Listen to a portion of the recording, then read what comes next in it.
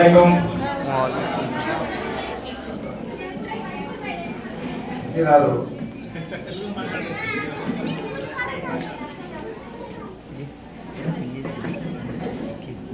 ఈరోజు ఈ కార్యక్రమం అరేంజ్ చేసినాం. పెద్దలందరికీ, ఇక్కడికి వచ్చిన తల్లిదండ్రులకు, పిల్లలకు అందరికీ నా శుభోదయం. ఈరోజు మంచి కార్యక్రమం. పిల్లలకు చదువు పరంగా అందరినీ ఎంకరేజ్ చేస్తూ ఇక్కడ చిన్న చిన్న బహుమతులు ఇచ్చి మన భవిష్యత్తులో తీర్చిదిద్దడం అనేది చాలా అద్భుతమైన ఆలోచన, అద్భుతమైన పని.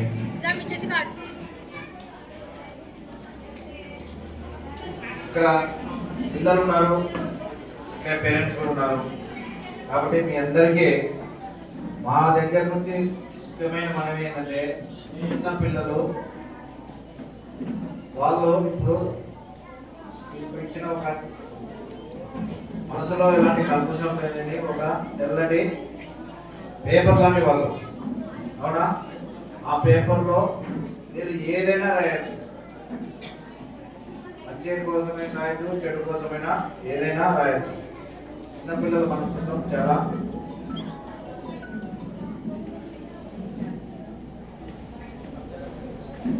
కల్మషం లేకుండా ఉంటుంది.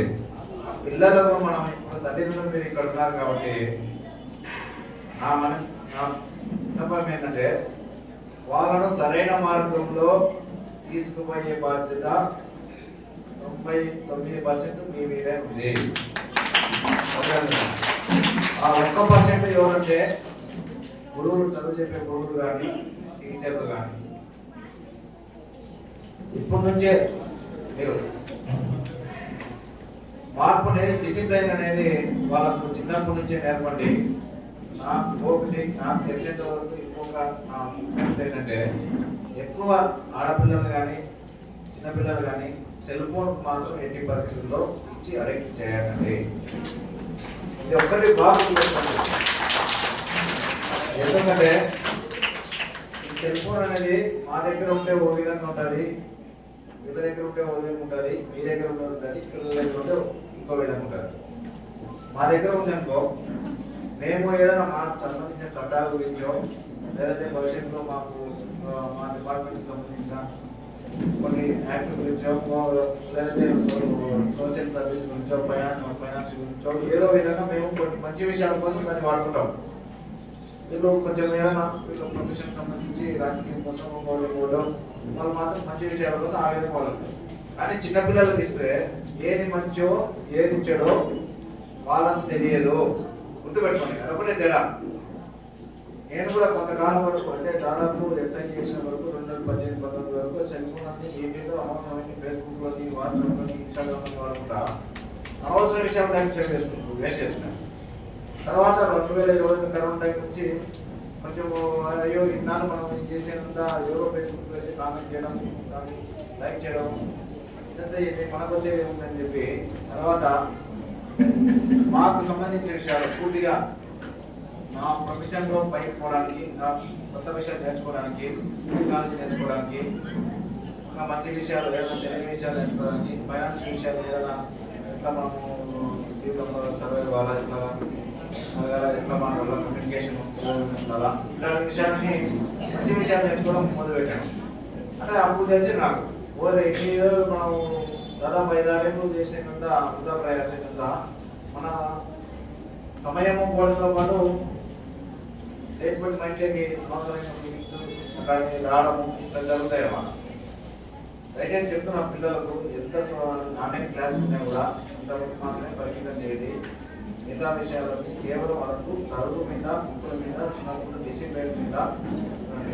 మీరు డిసిప్లైన్తో రోజుతో పెంచారంటే బాగుపడి గొప్పలు కావాల్సిన అవసరం లేదు, కానీ సమాజంలో గౌరవంగా ఉంటాడు, విలువలతో ఉంటాడు. అది చాలు. 20 ఏళ్ళు చదువుతోనే చదువుతేనే లేదా అయిపోయి వెళ్ళిపోతాం. చదువు లేకపోతే చదువు ఉన్నా లేకపోయినా పిల్లలకు ఒక్కొక్కరికి స్కిల్స్ ఉంటాయి. కానీ మీరు ఫైనల్గా నేర్పాల్సింది క్రమశిక్షణ, విలువలు నేర్పితే హ్యాపీగా కావాలంటే వీళ్ళందరికీ ఎవరికి పెద్ద చదువు ఉంది హై పొజిషన్ కాదు, కానీ గౌరవంగా ఉన్న పనిలోనే బిజినెస్ లోనే చాలా గౌరవంగా స్వతంత్రంగా బతుకుతారు. అవునా? అందుకే ఈ రోజు వచ్చి కూర్చుంటారు. చదువుకొని హ్యాపీగా పోతే పైకి వెళ్తారు. చూసామా ఈ మధ్య కాలంలో చూసాం, ఇంట్లో ముగ్గురు కొడుకుంటే ఇద్దరు కొడుకులు మంచి పొజిషన్లోకి వెళ్ళిపోతారు, ఒక్కొక్కరికి ఊళ్ళో వేరే విషయాల్లో ఇన్వాల్వ్ అవుతున్నారు. కాబట్టి చెప్పడానికి ఏంటంటే అందరినీ జాగ్రత్తగా పిల్లలను చేసి మంచి పద్ధతులు విలువలు నేర్పండి. వాడి తప్పు ఏదైనా కానీ తప్పు లేదంటే మధ్యాహ్నం బానిస కానీ సిగరెట్ కానీ ఇంకోటి కానీ చిన్నప్పటి నుంచి సెల్ ఫోన్ అడిక్షన్ కానీ ఇవన్నీ తప్పని తల్లిదండ్రులు చెప్తేనే చిన్న వయసులో చెప్తేనే పెద్ద వయసుకు వచ్చేందుకు సరైన మార్గంలో నడుస్తాడు. అవునా? ఫర్ ఎగ్జాంపుల్ ఒకటి చెప్తాను. మనకు ఒక కొండ మీదకి పోయి అంటే మంచు కొండ మీదకి పోయి ఒక బాల్ అంటే మంచు బాల్ ఉంటుంది అన్నమాట. బాల్ కిందికి వదిలితే అది కిందికి వదిలే కొద్దీ సైజ్ పెరుగుతూ వస్తుంటుంది. ఐడియా స్నో బాల్ ఎఫెక్ట్ ఉంటుంది దాన్ని. ఎవరికైనా ఐడియా స్నో బాల్ ఎఫెక్ట్ ఉంటుంది.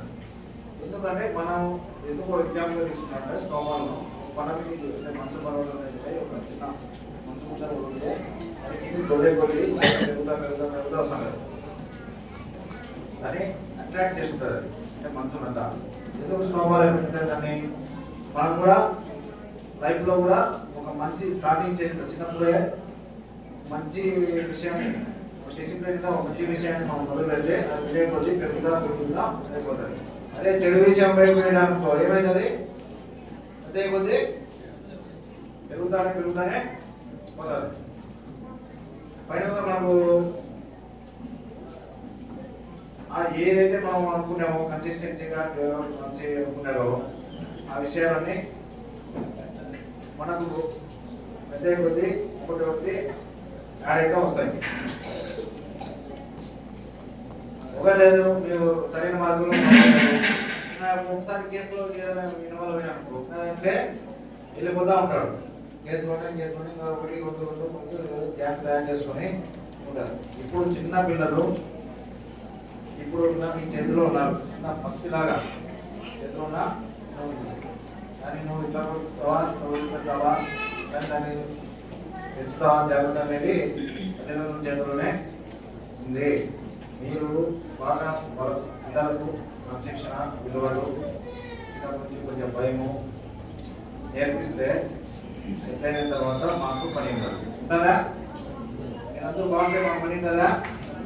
కానీ ఇప్పుడు యూత్ కొంతమంది టౌన్లోనే అదేవిధంగా తయారైనారు.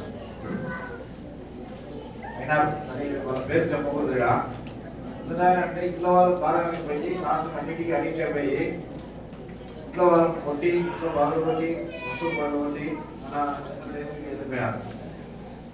ఎందుకంటే కొంచెం తల్లిదండ్రులు పిల్లల మీద సరైన ధ్యాసలో కాన్సన్ట్రేషన్ చేయగా ఫ్రీడమ్ ఎక్కువ ఇచ్చి వదిలిపెట్టి వాళ్ళ కావాల్సిన వస్తువులన్నీ కొనిచ్చి బైక్ పెద్ద బైక్ వాళ్ళు బైక్ కొని పెద్ద యాక్షన్ కొన్న వాళ్ళు యాక్షన్ కొనిచ్చి లేదంటే చేసి చదువు రాకుండా అలా మీ దగ్గర మంచి పని చేసుకోకుండా మధ్యలో పోలీసులాగా అట్లా పరిస్థితి ఎప్పుడు మీరు తెచ్చుకోవద్దు. దయచేసి చిన్నప్పటి నుంచి చదువు విద్యా విలువలు నేర్పడే పిల్లలకు మీరు కూడా చదువుకుంటారా?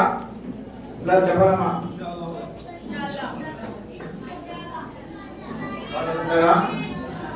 గట్టిగా చెప్పాలి నాకు.